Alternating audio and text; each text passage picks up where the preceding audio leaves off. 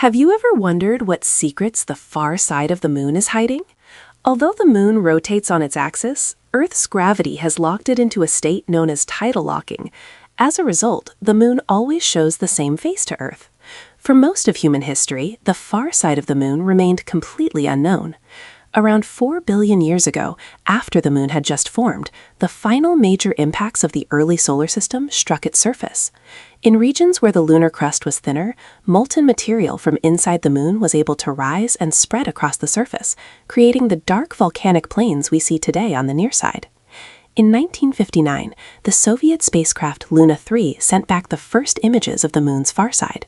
Scientists were surprised to discover that it looks very different from the face we see from Earth.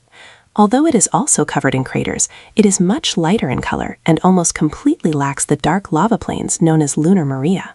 Further studies revealed a crucial difference beneath the surface. The crust on the far side of the moon is significantly thicker, by as much as 50 kilometers, than the crust on the near side. This thick crust prevented molten lava from breaking through and spreading across the surface. But why the far side crust is so much thicker remained one of the greatest mysteries in planetary science for more than 50 years. The answer began to emerge with the use of powerful supercomputers. By simulating the moon's formation in detail, scientists proposed a remarkable scenario. About 4.5 billion years ago, a massive collision produced not one moon, but two, a large primary moon and a smaller companion.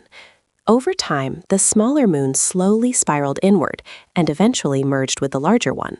Instead of mixing completely, it spread across the far side of the main moon, forming a much thicker crust. This explains the striking difference between the near and far sides that we observe today. The far side of the moon is also a natural radio silence zone. Because the moon blocks radio signals from Earth, direct communication with spacecraft on the far side is impossible. The only way to maintain contact is through relay satellites placed in special orbits.